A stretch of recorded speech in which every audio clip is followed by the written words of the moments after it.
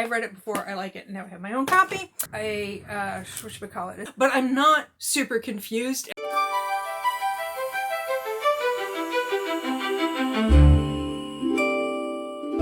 Hi, I'm Sock Marionette, doing business as Bargain Counter Arguments. I'm a middle-aged lady in a tiara, talking about books and celebrating Christmas in July. So we finally gotten to the point of the year where people are like, oh yes, Christmas in July. I've heard of that, because usually when I do my vlog on the 25th of each month, it's like, Christmas in April, what's that? Christmas in February, you're just reaching. Nobody's ever said that to me.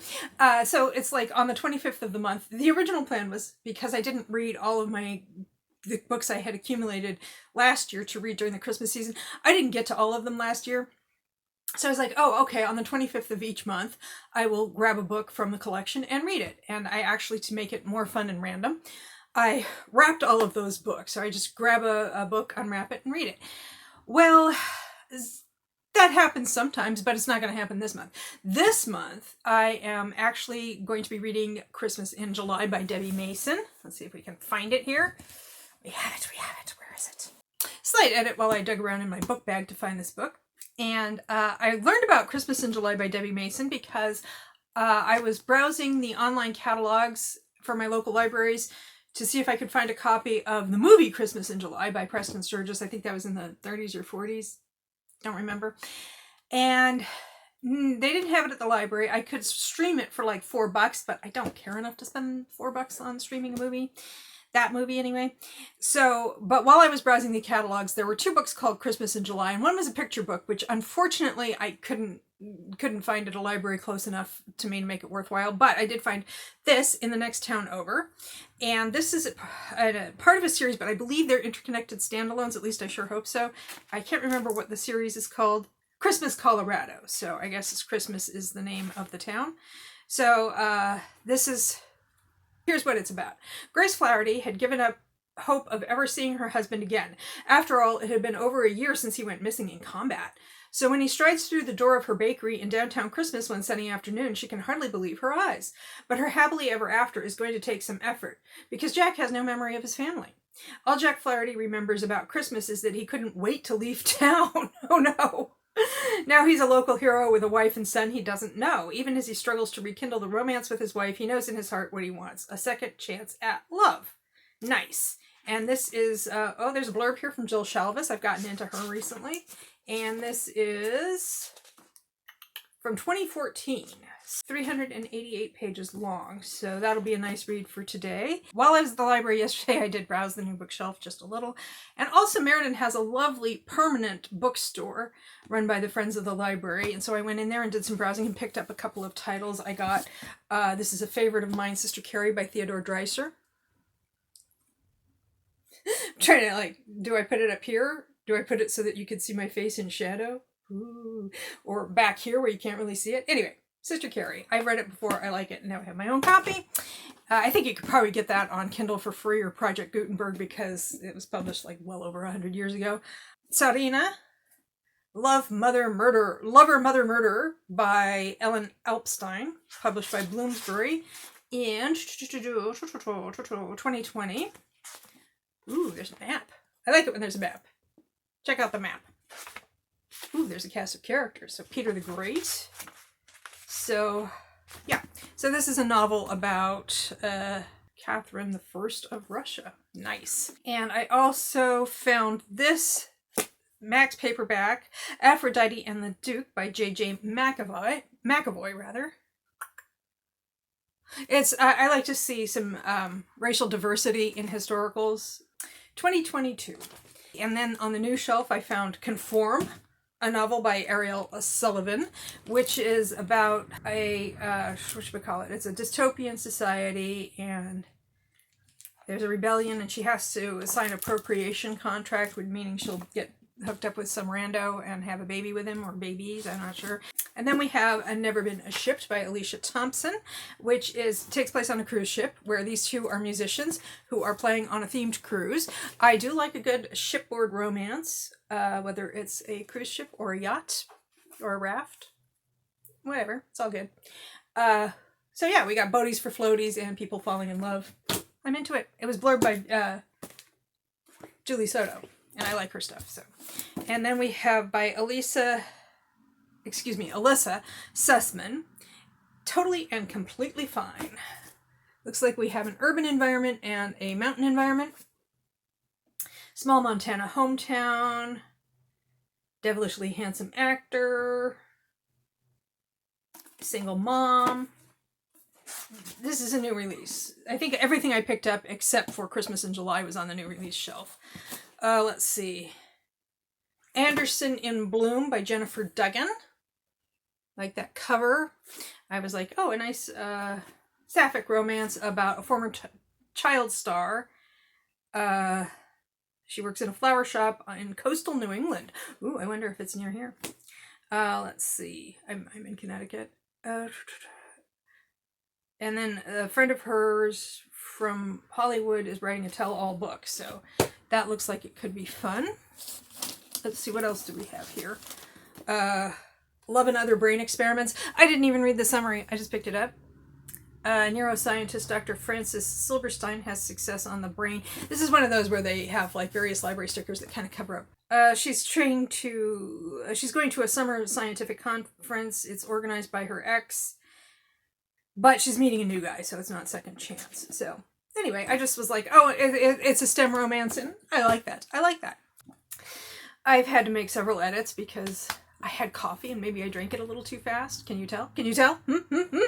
Oh, and yesterday while I was out and about, after I went to the library, I went to the grocery store and I picked up some nice things, including what I had for breakfast, which was a carrot cake cupcake, that was had little chunks of cream cheese frosting like studded throughout the muffin. It was so good. Oh my goodness.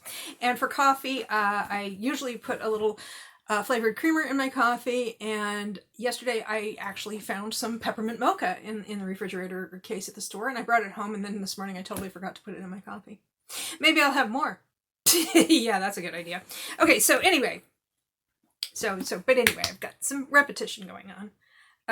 It Seemed Like a Good Idea by Lauren Blakely. It's a bodyguard romance. Ripley Addison doesn't really need a bodyguard. She runs a small town lavender farm. Nice. And she's getting one anyway since her identical twin sister just booked the movie role of a lifetime and it's being shot in their hometown. And the bodyguard is a guy she had a one-night stand with. Wow. Anyway, it's pretty. It's got this lavender sprayed edge and look at that. Isn't that nice? I live near a lavender farm. I don't know if they're open right now. Because usually they'd be open in the summer, but I think they were having some kind of issues and they were temporarily closed. I'll look into it. Maybe I'll do that today. And then we have, or maybe I'll do that next weekend or something. Because I don't know that I feel like going out today, even though it's beautiful outside. And then another one I just picked up without really looking into it. Maybe I'll read it, maybe I won't. A Latte Like a Love. I was like, okay, well, I like a good coffee shop romance. I read so many fan fiction coffee shop AUs. Oh, they're always so much fun. So she works at a Brooklyn coffee shop. And we have a shy new patron who comes in at exactly 8:17 a.m. I'm guessing that's like every day. He never drinks his coffee, always leaves a generous tip, and only stays long enough to scribble in a notebook. And wears the same KN95 mask each time. Well, he's not wearing it here. Yeah. Mm-hmm.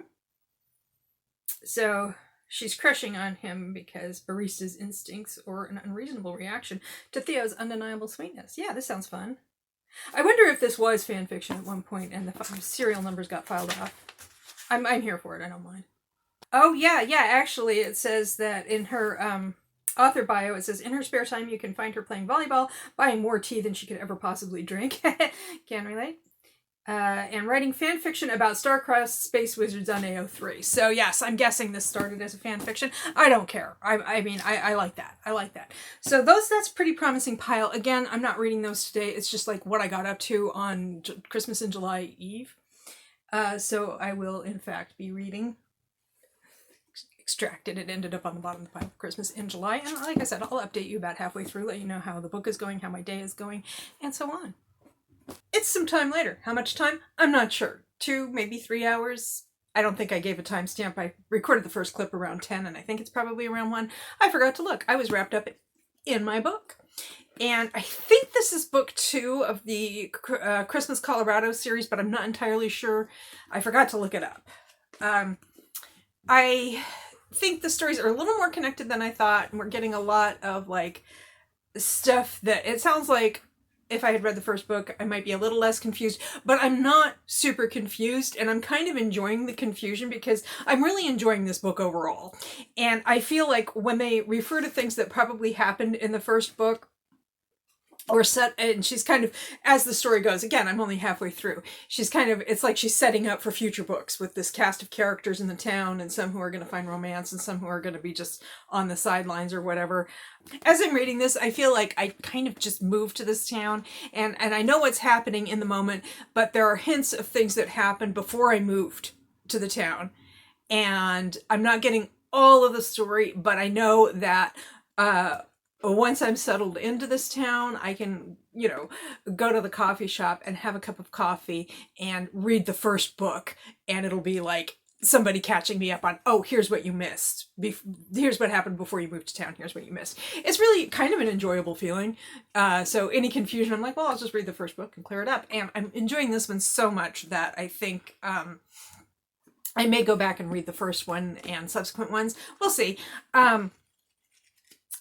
One of the things it reminds me of, now we have the guy coming back to town, after having been away, and his wife had to cope as a single mom with their child who's only 2 years old, and he's been gone for 17 months. So he's been gone for like 3/4 of this kid's life, or 2/3 or whatever.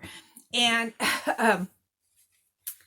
it kind of reminds me of one of my favorite movies. It's like one of my top 10 movies. That's but The Best Years of Our Lives, which came out just after World War II ended, and it was about the 3 men who had served in World War II coming home and finding that the town had changed, their friends and relations had changed. One of them was engaged and his fiancée had changed.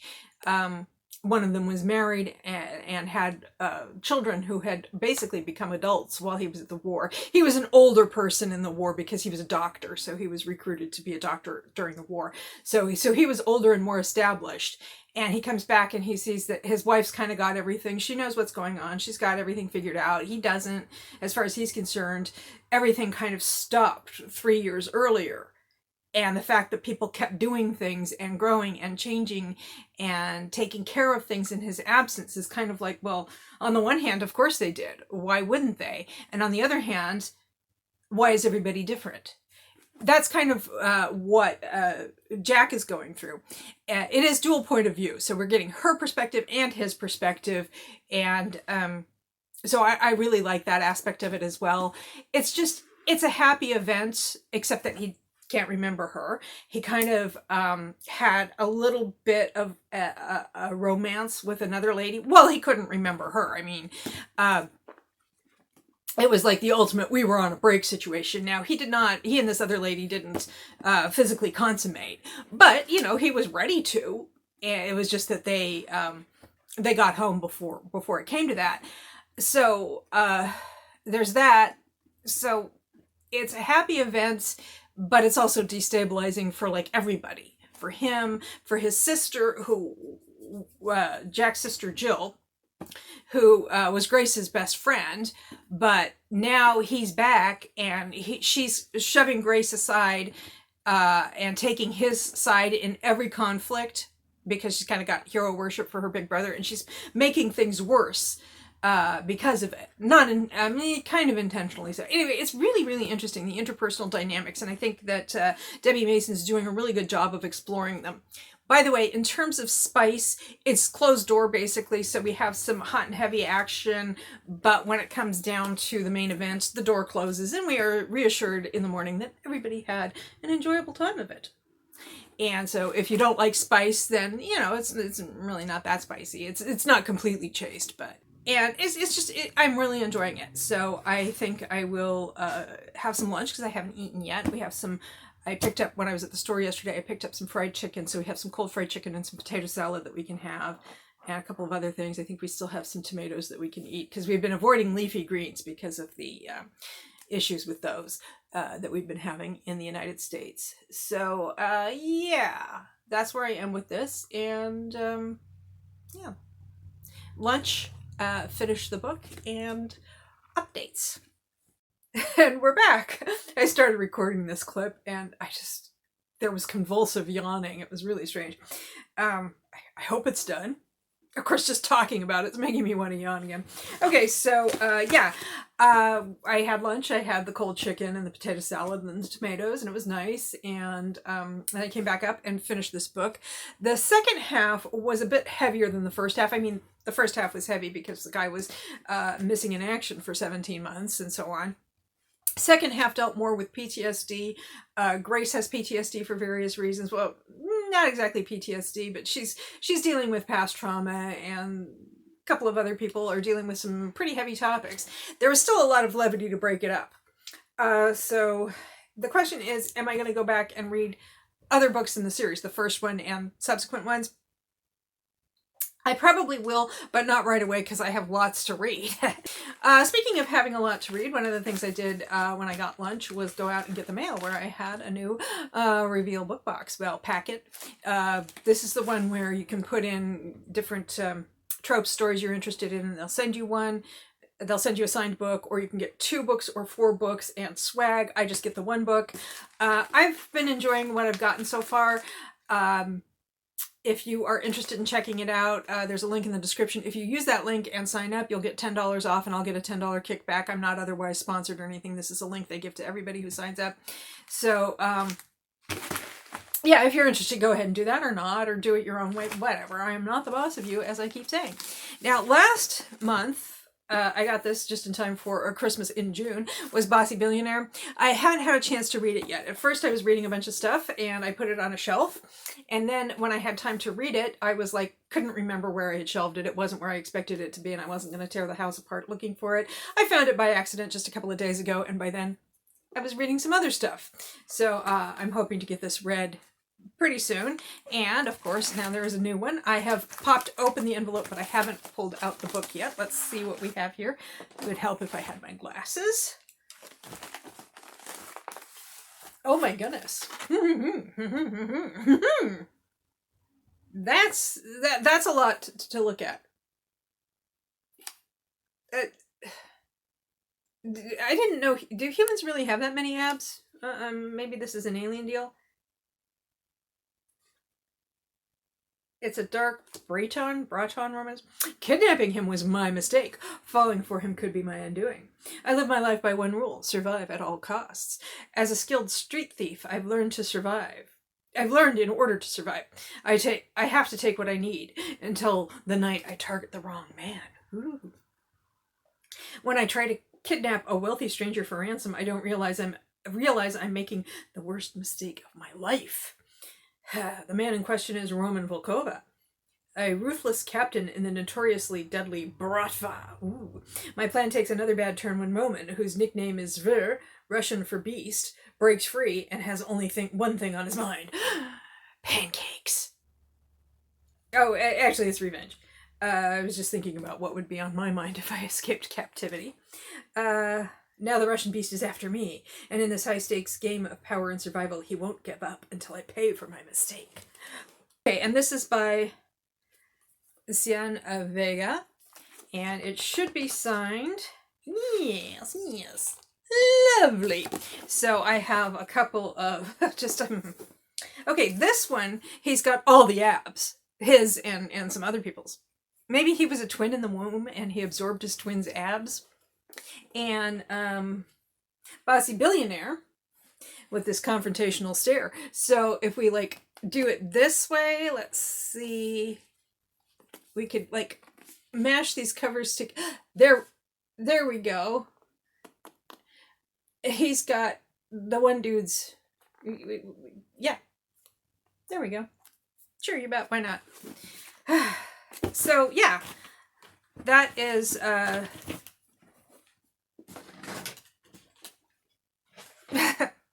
if you're wondering why those seem like they're kind of similar, it's because I didn't adjust any of my trope preferences from last month. I am really struggling with this last clip. My plan for the rest of the day is to edit this video, maybe even get it posted today. If not today, tomorrow. It's all good. And I appreciate your take the time to watch this. I hope you enjoyed it. If you did, please like, comment, share, subscribe, or don't. I am not the boss of you, and I hope you have a good day or night.